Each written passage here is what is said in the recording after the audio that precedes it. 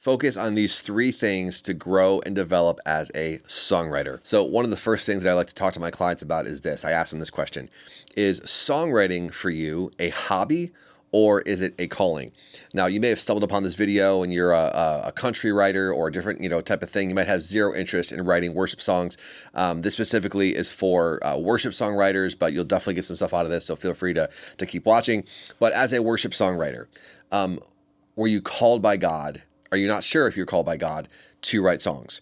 Because if you're called by God to do something and it's clear, whether you've had, words in your past, people have spoken to you, you're supposed to write songs, they're supposed to go to the nations, or whether you just kind of have this feeling in your own heart, or your parents told you, or your spouse has told you, or a friend has told you, whatever it is, and you're pretty sure it's a calling.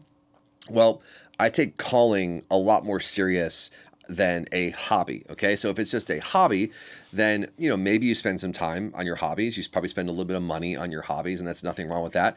And it's not better or worse. But first question I want to pose to you is songwriting a calling from the Lord, or is it a hobby?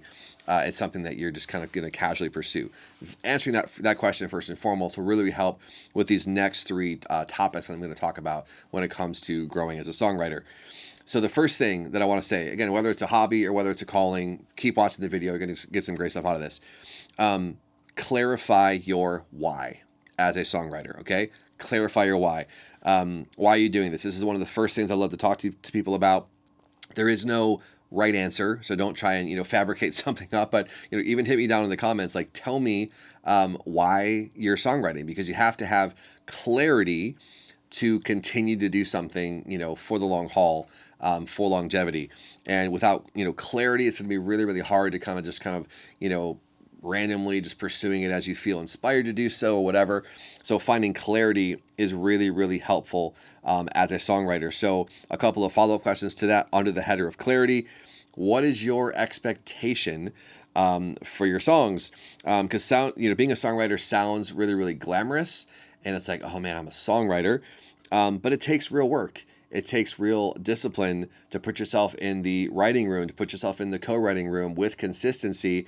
And so, the glitz and glamour can fade out really, really quickly into like, wow, this is actually like really, really hard work. So when it comes to hard work, if you don't have a vision for it, if you don't have clarity on it as to why in the world you're doing this hard work, you're probably not going to do the hard work, right? So clarify your why. What is your expectation for songwriting? So for example, for me, it might be to set myself X amount of hours a week with this person or by myself, whatever, to consistently write X amount of songs a week or X amount of songs a month or X amount of songs a year, right? So get a really, really clear, expectation of what your songwriting is going to look like. What's your history? Why do you want to write songs? Are you modeling something maybe someone else is doing? Is it a dream you've always had? Did God speak to you? Maybe it's like a brand new desire that you have now in your heart to do. But what is your history with songwriting? That can really, really speak to the clarity as to why you're doing it. I already mentioned that. And then what is your success meter? This is a really, really good one. Are you writing Godward-focused songs that you want the church to sing? Do you want to write songs for just your local community to sing? Are you looking to write songs that aren't so much like Godward-focused worship songs, or like journey of the heart type songs about, our commitment to Him and, resisting sin and the struggles of righteousness and all that kind of stuff? Like what is your success meter for your song? Again, there are no right or wrong answers, but these are some follow-up questions to really get a clear view of your why for why you're writing songs. So the first thing is to get clarity. Clarify your why. And again, put your answers down in the comments. I'd love to take a look at them. The second thing, so first we're getting clarity on why we're songwriting. The second thing is to be a more skilled songwriter. We don't want to just maintain and go along. We always want to be inching our way up and inching our way forward. So there's multiple ways that we can grow and develop as songwriters. You can grow vocally. You can grow in your instrument, grow lyrically, grow melodically, and there's several other areas we can even look at of how to grow as a songwriter. But in each of those realms, you might say, "Oh, I'm naturally geared towards melodies. I hear melodies," or you might say, "I don't hear melodies at all. I only hear lyrics." You might think, "Oh, I'm skilled like chordally," or any combination of those things. And so one of the first things I'll say is you don't have to be the best at all those types of things, but know which one you're good at. Like you might really, really hear melodies. Well, then you might want to try and co-write with someone who really, really hears lyrics a lot, or who's really, really good with, putting different things together, or phrasing a certain thought in just like a really, really unique, creative way. You can come over top of them with this like an amazing melody. So, growing in your skill as a songwriter. But here's the thing. It's not just, hey, learn how to do melodies better, learn how to write better lyrics. A big skill of songwriting, catch this, it's called self-awareness. One of the best skills you can bring to a co-writing session is knowing what you're good at and what you're bad at. And again, you're not going to maybe, pronounce that to the whole group. Depends on how long you've been writing with them. But one of the best skills you can develop as a songwriter is self-awareness. Are you growing in self-awareness as a songwriter? Here's how you grow in self-awareness as a songwriter. You songwrite alone. You see what rises to the surface, what moves you. But better yet, you co-write a lot. And you pay attention to how different people are flowing in the right. You pay attention to how you're flowing in the right. What was good? What was rough? What was bad? I felt life on this. They felt life on this. Is it not that we're at odds with one another? Is it that it's a complementary skill that I need to learn to just chill out a little bit on what I think should be said in the lyrics and more focus on the melody, because this person really, does the lyrics amazing. So one of the best things you can do to develop as a songwriter is to grow in self-awareness, again, vocally, instrumentally, lyrically, melodically. There's all kinds of different ways, but continue to develop in skill. So the first way to grow as a songwriter is to get clarity on your why. Second thing is to always be developing in skill. And the third thing is to always be diligent in what you are doing. Okay, so let's talk about this for a second. Be faithful with little. He who is faithful with little will be given much.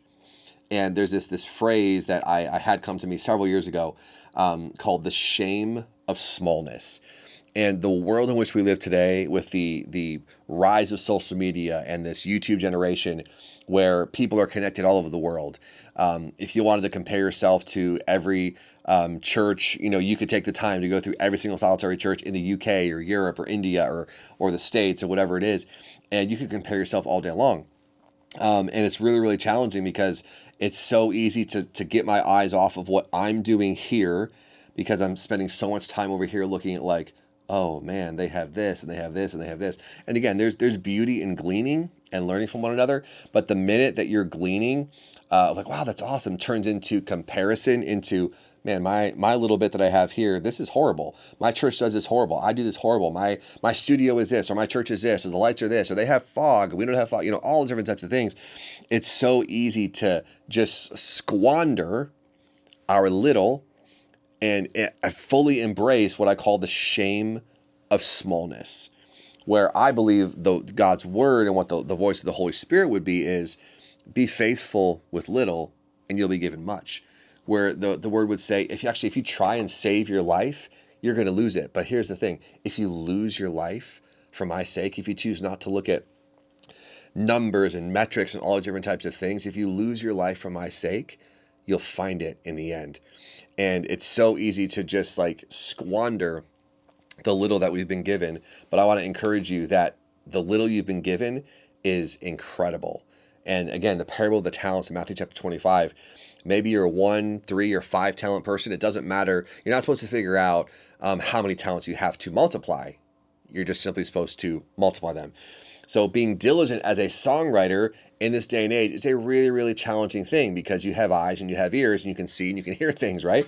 But we are to be faithful with what we have been given. And you might be a mover and a shaker and a dreamer. And I'm not trying to dampen that and just say, no, don't have high expectations. Just chill out and always embrace a little.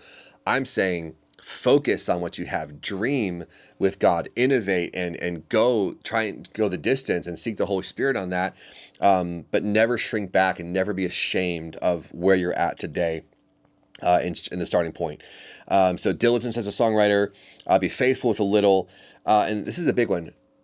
Know that no one else can write your song the same way that no one else has your voice.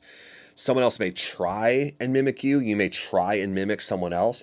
But at the end of the day, the timbre, the edges of the way the voice flows, and it's like no one can fully replicate anyone.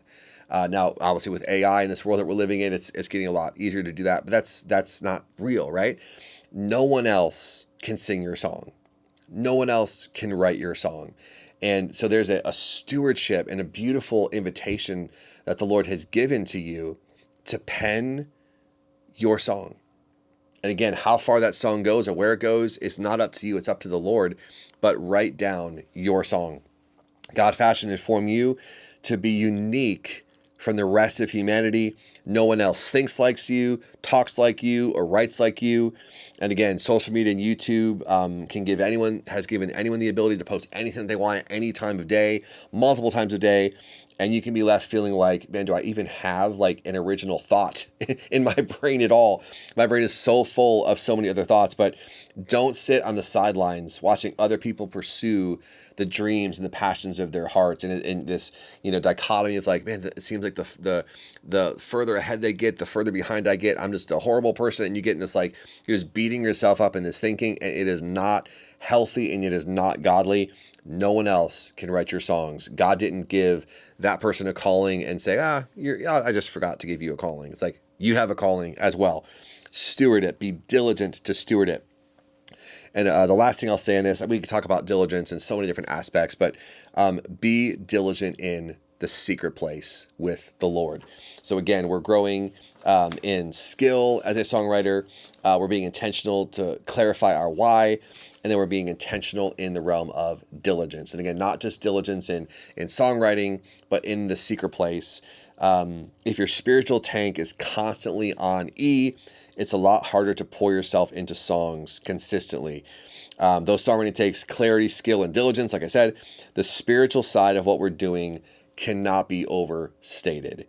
Again, as ones who want to write worship songs and songs from the scriptures, and you're singing songs to the Lord, the reservoir that you have inside, we can't be flippant about that. We can't be like kind of laissez-faire about that.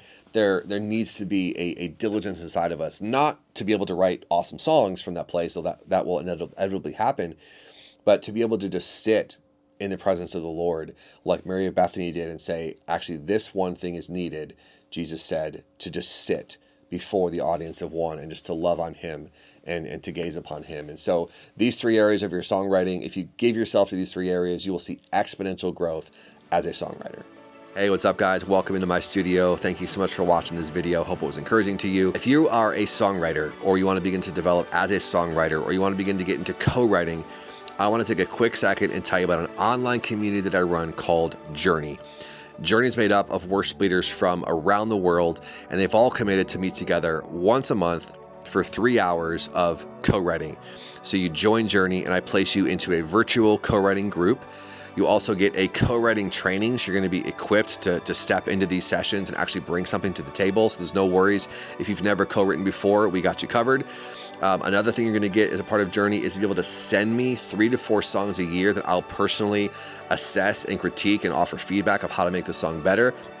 And then we've also added in a leadership development track. So not only are you going to grow as a songwriter and a co-writer, we're also committed as a group to meet together twice a month, all of us together on Zoom, where we're going to talk about different leadership principles of how to grow both on stage, off stage, as songwriters, how to overcome insecurity, how to become a better pastor to our worship teams, and all sorts of other topics that we cover. So if this is of interest to you, I encourage you to click the link below. Would love to have a conversation with you to see if Journey is a good fit for you.